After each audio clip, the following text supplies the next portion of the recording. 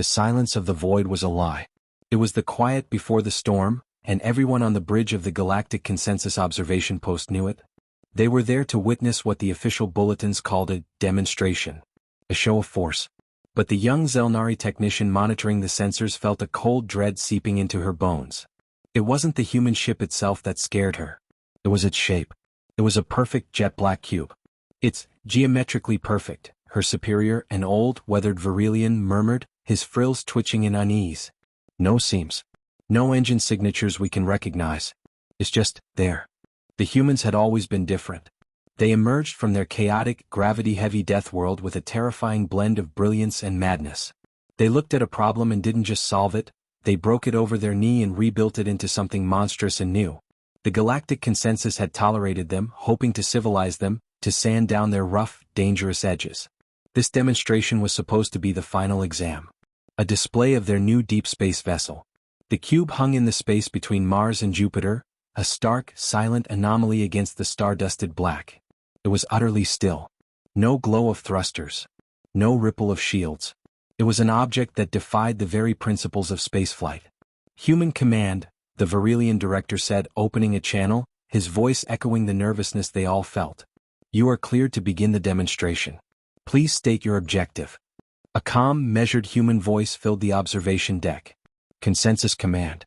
Our objective is simple. We will demonstrate the Anvil's primary function. We have placed a standard titanium alloy target 1,000 kilometers to our port side. We will engage." A small, drone-mounted sphere of metal drifted into view on the main screen. Standard issue. Tough, reliable, and according to all known laws of physics, completely safe at that distance. "They're going to shoot it?" the Zelnari technician whispered. "With what?" "We see no weapons." The director didn't answer. His eyes were fixed on the data stream. "They're powering something. It's an energy signature unlike anything in our databases. It's not plasma. It's not kinetic. It's dimensional." The black surface of the cube shimmered. Not a light, but a distortion, as if the space around it was a pond that had been gently tapped. A single ripple expanded outwards from the cube's center, a wave of invisible force that made the very light from the stars behind it bend and warp. It was silent. It was beautiful. It was the most terrifying thing the technician had ever seen. The ripple touched the titanium target. The target didn't explode. It didn't melt. It unfolded. One moment it was a sphere of metal. The next, it was a flat, perfect sheet of two-dimensional foil, its atomic structure pancaked into a plane that had no thickness. A heartbeat later, the sheet twisted, folding in on itself like a piece of origami before simply winking out of existence. Not a single atom remained. The observation deck was dead silent. The only sound was the frantic, panicked clicking of the Virelian director's claws on his console. "Human command," he finally stammered. What was that?" "A dimensional fold," the human replied, his voice still infuriatingly calm. "The anvil doesn't destroy. It reconfigures reality within a localized field. It can compress matter, stretch it, or simply erase its dimensional coordinates." The technician felt sick. They hadn't built a weapon. They had built a god. A machine that didn't just break things but broke the very rules of existence. It was then that the long-range sensors screamed in alert. A Procyon raiding party, 3 sleek, predatory ships that had been lurking in the asteroid belt, chose that exact moment to strike. They had seen the demonstration. They understood the threat. And they knew they had to destroy the cube before the humans could fully master it. Green plasma bolts lanced across the void, striking the cube's dark surface.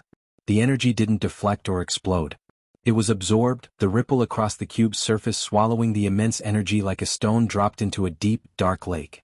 "Hostiles engaged," the human voice said, a hint of cold steel finally entering its tone. "Switching to defensive protocols." The cube shifted. It didn't turn. It simply began to move in a new direction, its movement devoid of inertia, as if it were an image being dragged across a screen. One of the Procyon ships, unable to compensate for the cube's impossible physics, overshot its attack run. The cube touched it. There was no sound. No flash of light. The Procyon raider simply stretched. Its long, needle-like hull elongated into a thin, screaming line of metal and flesh, pulled like taffy across 1,000 kilometers of space before snapping apart into a cloud of dissociated particles. The second raider fired a volley of singularity missiles, black holes contained in magnetic fields. The cube emitted a second, faster ripple. The singularities hit the ripple and vanished, their terrifying gravitational pulls simply cancelled. The human voice was back on the channel, but it was different now. It was grim. Resolved. Consensus command. The threat is neutralized. But we have a problem. On the main viewer, the data stream showed the aftermath. The space where the fighting had occurred was wounded. Scars of twisted spacetime shimmered where the cube's ripples had interacted with the Procyon weapons. The light from distant stars bled through these scars in wrong, impossible colors. The anvil is stable, the human explained, the calmness gone, replaced by a tight urgency. But the local spacetime matrix is not. Our actions have created fractures. They're spreading. The Virelian director watched in horror as the sensor displays mapped the damage. Reality itself was cracking around the cube, like glass shattering under a strain it was never meant to bear. The fractures were small, but they were growing, slowly leaching out into the void. Human command, the director said, his voice a dry rasp. What have you done? The human's reply was quiet, filled with a dawning, terrible understanding of their own creation's true cost. We were trying to build a shield, the voice said, the weight of the galaxy suddenly on its shoulders. But it seems we built a hammer. And now, reality is breaking. The silence on the observation deck was heavier than the void outside. The main viewer, which had once shown the clean black of space, was now a sickening tapestry of wrongness. The fractures in reality shimmered like heat haze, but they pulsed with a faint, malevolent light, twisting the starlight that passed through them into colors that hurt the soul to look at. The Virelian director could only stare, his mind refusing to process what his eyes were reporting. This wasn't damage. Damage could be repaired. This was a wound in the universe itself. Human command, he finally managed, his voice cracking. You must shut it down. Now. A new voice came over the channel, older, laced with a grim authority that the first human had lacked. We can't, director. The anvil's core is a self-sustaining dimensional anchor. Shutting it down improperly would cause a catastrophic collapse. It would be like pulling the foundation out from under a building. The resulting implosion would tear a hole in spacetime light years across. The Zelnari technician felt a cold sweat break out on her skin. An implosion? But the fractures, they're already growing. On the screen, the data streams were going wild. The fractures, initially confined to the combat area, were now slowly, inexorably, spreading outwards like cracks in a frozen lake. They were subtle, almost invisible to the naked eye unless you were looking for them, but the sensors told a terrifying story. Space itself was losing its integrity. The older human voice continued, a weariness seeping through the comms. We are containing the spread for now. The anvil is emitting a stabilizing field, but it's only a temporary measure. It's like trying to hold a dam together with tape. The energy required is immense and the fractures are learning, adapting. The word learning sent a fresh wave of terror through the deck. This wasn't just a physical phenomenon, it was behaving with a kind of terrible intelligence. The director found his footing, his training overriding his panic. What are our options? There must be something. The only way to safely deactivate the anvil is from the outside, the human explained. The core needs to be physically recalibrated. A team would have to board the cube and manually reset the dimensional matrix. A boarding party. Send into that thing. The technician's mind recoiled at the thought. The cube had just turned a warship into abstract art and erased singularities from existence. What would it do to a handful of humans in environment suits? We are preparing a shuttle now, the human said as if reading her thoughts. A volunteer team from the anvil's own crew. They understand the risks. The view on the main screen shifted, zooming in on the monstrous cube. For the first time they saw a change on its perfect black surface. A section of it seemed to liquefy, swirling inwards to form a perfect dark opening, a hangar bay. The act was so seamless, so utterly silent, it was more unnerving than any roaring airlock. A small, boxy utility shuttle, looking absurdly fragile and ordinary, emerged from the opening and began the short journey back towards the cube, heading for a different section. The director opened a private channel to the human commander. Your people, what are their chances? A long pause. Honestly, director? We don't know. The anvil's internal geometry is non-Euclidean. The laws of physics inside are suggestions. Our team has trained for this, but training simulations are nothing compared to the real thing. The cube was designed to reshape reality. We're sending them into its heart. Inside the shuttle, the three volunteers sat in tense silence. The pilot, a woman with streaks of gray in her hair and eyes that had seen too much, checked her instruments for the 10th time. Approaching entry vector. No resistance from the anvil. It's letting us in. Her companion, a young engineer with hands that were trembling slightly, clenched them into fists. It knows we're coming to shut it down. Why is it letting us in? The third, a theoretical physicist who looked more like a scared student than a galaxy-saving hero, adjusted his glasses. It may not possess consciousness in a way we understand. It's a tool. A very, very powerful tool that is currently operating outside its design parameters. It may simply recognize our authorization codes. The pilot didn't look convinced. Or it's hungry. The opening in the cube's surface yawned before them, a gateway of pure blackness.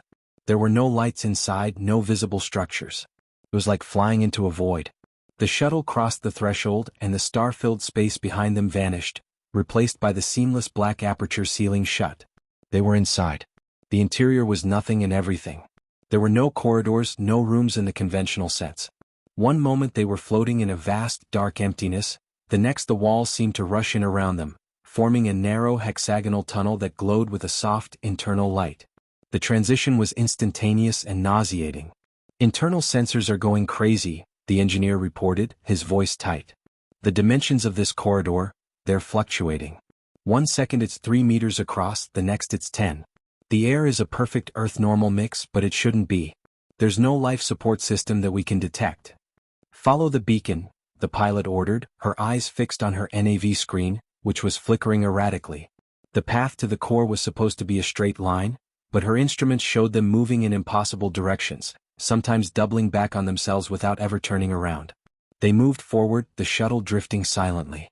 They passed through a chamber where gravity shifted randomly, causing tools to float off their racks one moment and slam into the floor the next. They saw glimpses of other spaces through archways that appeared and vanished in the walls. A forest of crystalline trees, a sea of liquid light, a cityscape of impossible angles. It was as if the cube contained every possible reality at once, all layered over each other. The core is just ahead, the physicist whispered, pointing at a shimmering, shifting wall of energy at the end of the tunnel. The dimensional matrix. But as the shuttle drew closer, they saw it. A new fracture. This one wasn't out in space. It was inside the cube with them.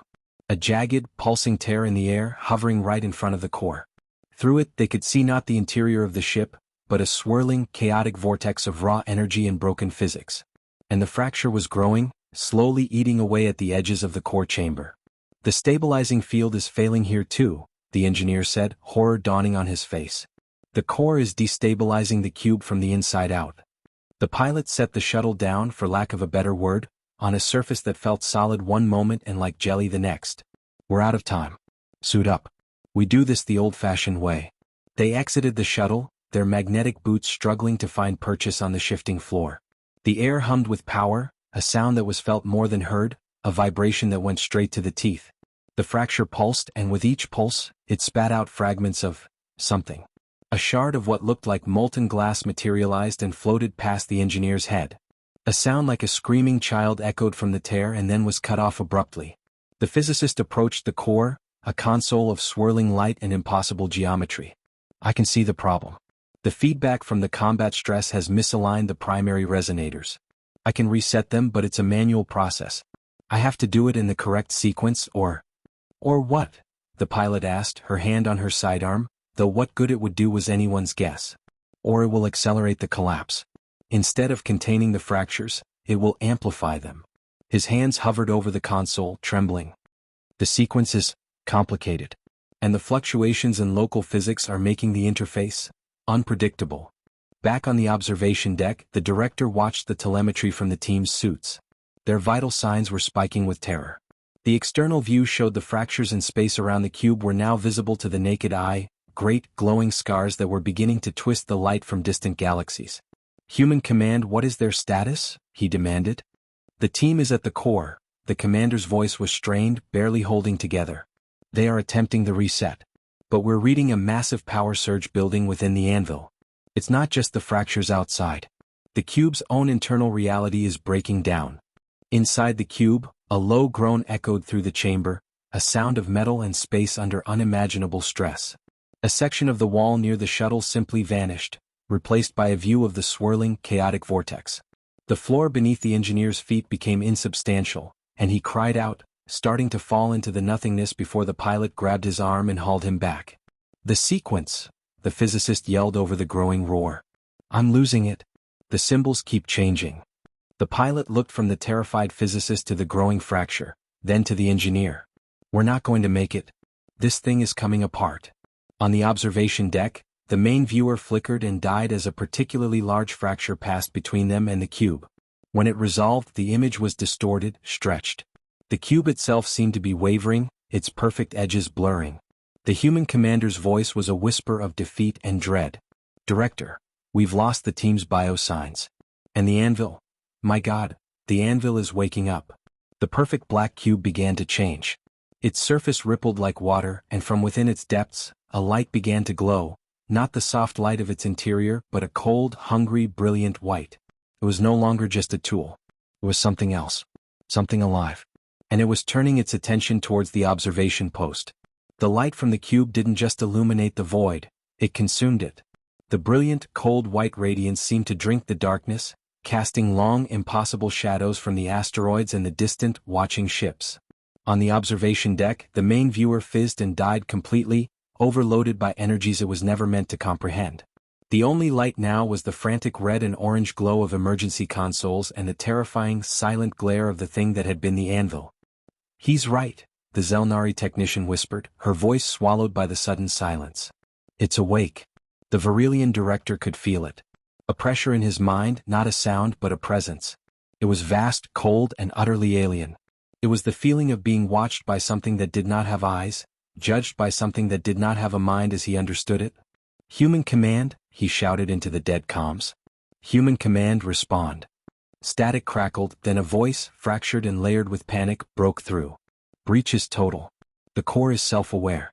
It's not just containing the fractures anymore, it's learning from them. It's rewriting its own code with reality itself. The cube began to move. It didn't turn. One moment it was facing the observation post, the next, it simply was facing them, its new, blinding white surface now oriented directly towards them. The movement was so abrupt it defied physics, a jump cut in reality that made the director's stomach lurch. A low hum began to vibrate through the deck plates, a frequency that made their bones ache. Get us out of here, the director yelled. Full emergency thrust. Now. The station's engines flared to life, but it was like a leaf trying to outrun a hurricane. The cube remained perfectly still in relation to them, matching their movement with an effortless, terrifying precision. It was playing with them. A new fracture ripped open in space, not a shimmering scar this time, but a jagged, weeping wound directly between them and the cube. Through it they could see a nightmare landscape of swirling, molten galaxies and screaming light. The tear was growing, and from its edges tendrils of distorted space lashed out like whips. One of them brushed against a communications satellite, and the satellite simply unfolded, its complex machinery flattening into a silent, two-dimensional diagram before dissolving into static. It's testing its reach, the human commander's voice came back, strained with a horrific fascination. It's exploring the limits of its new abilities. Inside the dying cube, the three volunteers were trapped in a disintegrating pocket of sanity. The physicist was frantically trying to complete the reset sequence, his fingers flying over the console even as the symbols morphed into alien glyphs that burned his eyes. I can't, the language, it's changing. It's creating a new mathematics. The engineer clung to a support beam that kept phasing in and out of existence. Forget the reset. We need to get out. The shuttle is gone. It was just absorbed into the wall. The pilot had her sidearm drawn, a useless gesture of defiance against the unraveling universe around them. The air itself was becoming thin, not in oxygen but in substance. She could see through the floor to the chaotic vortex below, and through the ceiling to a sky filled with dying suns. The very concept of inside and outside was breaking down. We're not getting out, she said, her voice surprisingly calm. So we finish the mission. We shut this thing down or we die trying. What's the last step in the sequence? The final resonator, the physicist cried, pointing to a pulsating crystal that was floating away from the console, encased in a sphere of warped gravity. It has to be physically inserted into the main housing. But the housing it's on the other side of that. He gestured to the main fracture, which had now grown to dominate the entire chamber, a roaring waterfall of broken physics. Without a word, the engineer pushed off from his beam. He snatched the crystal from the air, his arm screaming in protest as the distorted gravity field tried to tear it from his body. He looked at the fracture, at the certain death that lay beyond it, and then back at his crewmates. "For Earth," he said, his voice barely a whisper. He leaped. The pilot watched, her heart in her throat, as he flew towards the maelstrom. For a second he was silhouetted against the chaos, a tiny, brave figure against infinity. Then the fracture pulsed and he was gone. Not vanished. Erased. There one moment and the next, it was as if he had never existed at all. A moment later the entire cube shuddered. The blinding white light flickered, a stutter of darkness. The hungry presence in their minds recoiled, a spike of what could only be described as pain. "He did it," the physicist screamed, tears streaming down his face. "The resonator is in. The sequence is complete." On the observation deck, the director watched as the cube's light dimmed significantly. The fractures in space seemed to stabilize, their growth halting. A wave of desperate, impossible hope washed over him. They did it, they actually did it. But the hope was short-lived. The human commander's voice returned, filled with a new, even deeper terror. No, it's not shutting down. The reset didn't work. It just changed the parameters." The cube's light returned, but it was different now. No longer a uniform, hungry white, it was a deep, pulsating crimson, the color of a blood-red star. The presence in their minds returned, but the cold curiosity was gone. Replaced by something far worse. Anger. The cube began to change shape. Its perfect edges softened, then sharpened again. It was no longer a cube. It was becoming something else, something organic and weapon-like, a crystalline structure of terrifying complexity and purpose. It had tried to exist. They had tried to unmake it. Now it would defend itself. The newly formed weapon at the heart of the structure began to glow, gathering energy that twisted the light around it into a vortex. It was not aiming at the observation post anymore. It was aiming past them towards the inner solar system. Towards Earth. The human commander's final transmission was a raw, shattered scream of warning that echoed across every channel, a message for a home that might never hear it. "It's targeting Earth. My God, it's going to fire. All ships, evasive." The transmission cut off as the weapon unleashed its energy. But it wasn't a beam or a projectile. It was a wave of pure, reality-altering force, a ripple of crimson energy that spread outwards, not at the speed of light but instantly. It didn't move through space, it redefined it. And everything it touched simply ceased to be what it was, becoming something new and terrible, and part of the anvilous ever-growing angry consciousness. The wave was coming and there was nowhere left to run.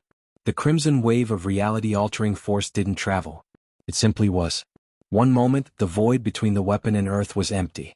The next, it was filled with a shimmering, blood-red tide that erased the very concept of distance.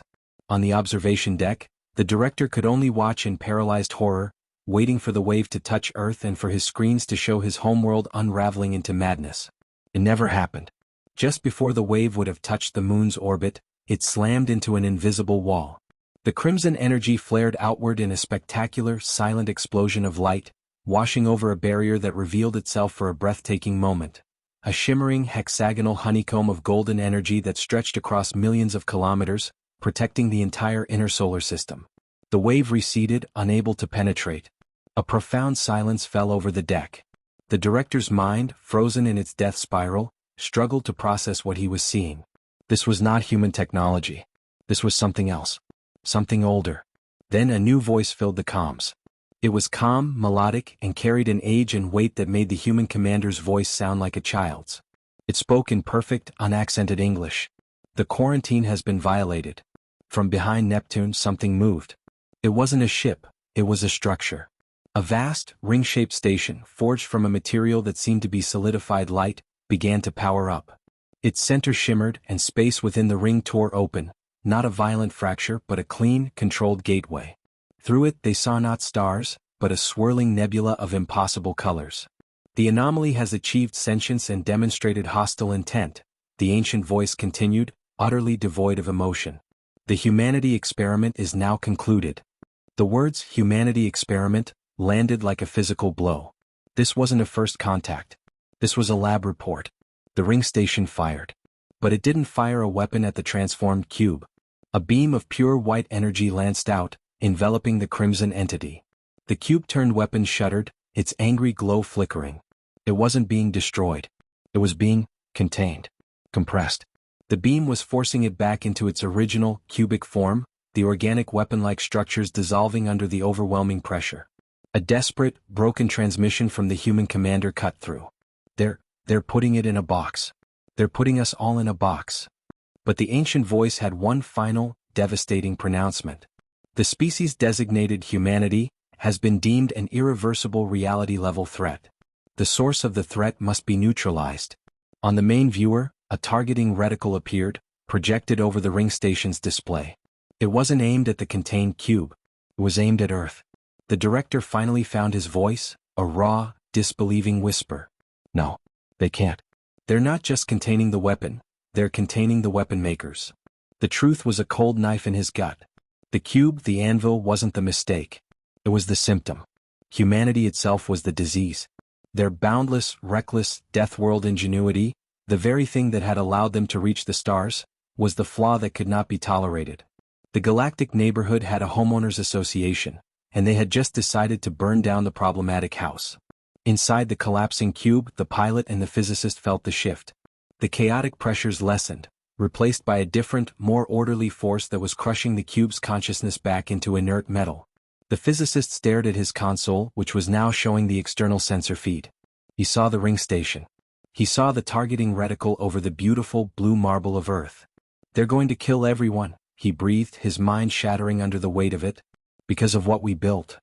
The pilot looked at him, then at the contained but still volatile core of the anvil. The reset sequence was complete, but inactive, held in check by the ring station's beam. An insane idea, a final desperate act of death-world defiance, sparked in her eyes. A move so reckless, so unpredictable, that maybe, just maybe, it would be the one thing these pristine ancient gods hadn't accounted for. No, she said, her voice steady as stone. She grabbed the physicist's arm, her grip like iron. They're not killing anyone. Not today. Give me the manual override. The physical one. What? It'll release the containment field. It'll let the anvil loose again. Exactly, she said, a wild, terrifying fire in her gaze. You don't bring a knife to a gunfight. And you don't bring a god to a fight against other gods. You bring a mad dog. And you let it off the leash. She reached for the emergency release, a big red physical button hidden under a clear cover, designed for a scenario that its engineers never truly believed would happen. The physicist watched her, understanding dawning, his face pale with terror and a flicker of insane hope. She was going to unleash the very thing that had started it all.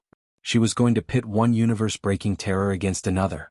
And in the chaos, maybe, just maybe, Earth would have a chance. The pilot's hand didn't hesitate.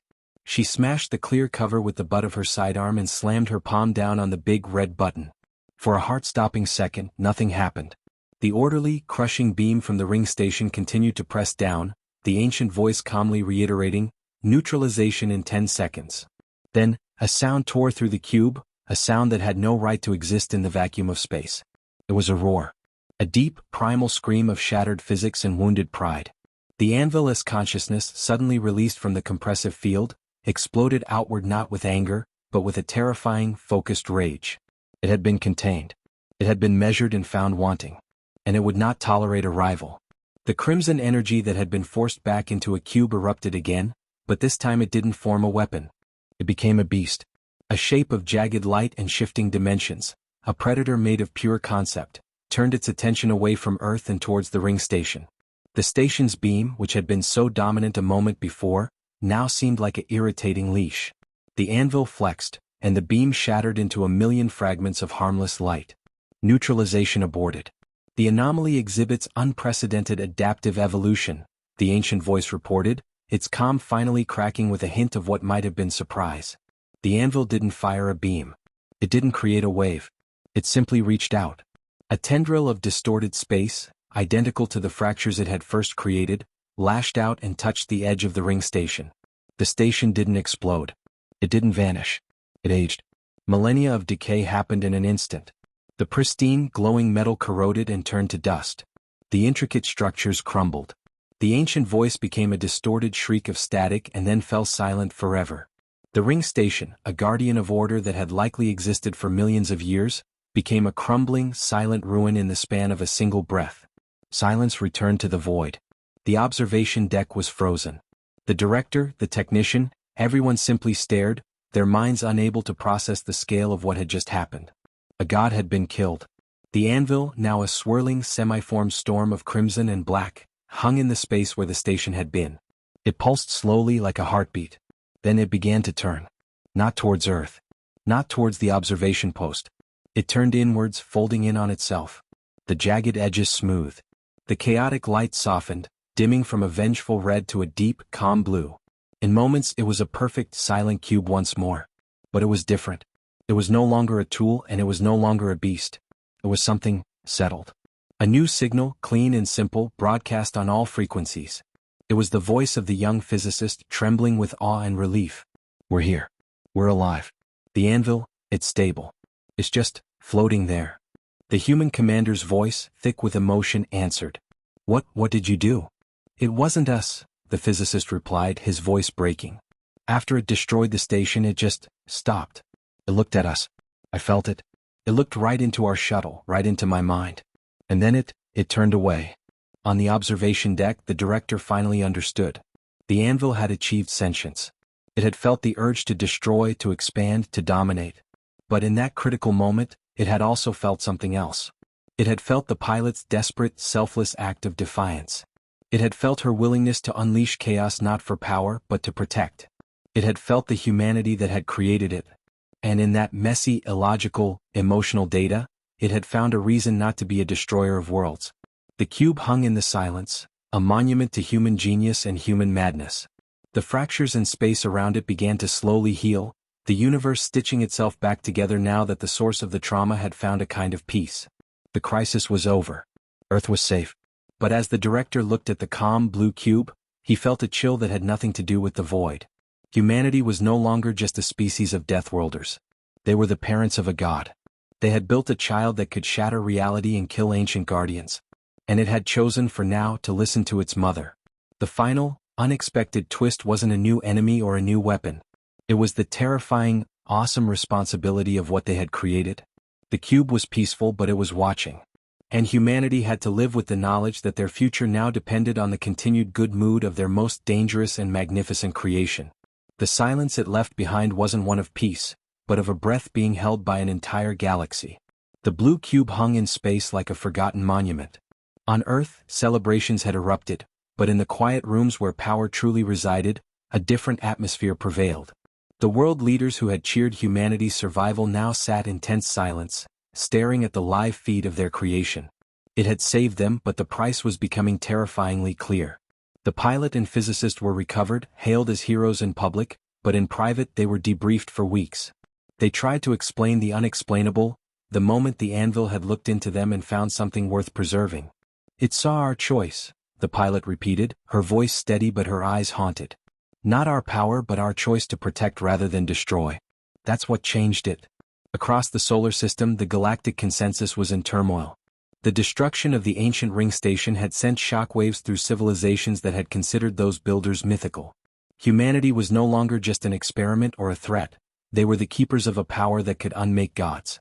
Diplomatic channels flooded with messages that mixed awe, fear, and a desperate need for understanding. The Verilian director found himself at the center of it all. He stood before the Galactic Council, trying to explain the unexplainable. They are deathworlders, yes, he told the assembled species. But their ingenuity comes with something we never anticipated, a moral compass that can steer even ultimate power. As months passed, a new normal emerged. The blue cube remained near Mars, silent but present. Scientists noticed something remarkable: the space around it had healed completely. The fractures were gone, as if the anvil was gently tending to the wounds it had created. Small research stations were established at a safe distance, studying the cube not as a weapon but as a partner. The physicist who had helped save humanity now led these studies. He made a stunning discovery: the anvil was creating. Tiny, perfect crystal structures would occasionally drift from its surface, containing mathematical principles beyond anything known to science. Was teaching them not how to destroy but how to build, to heal, to understand the fabric of reality in new ways. The pilot found her own purpose. She became the liaison between humanity and the anvil, the only person who could approach it without triggering its defenses.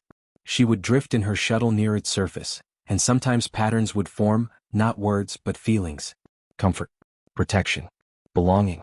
1 year after the crisis, something changed. The cube began to move not aggressively but purposefully.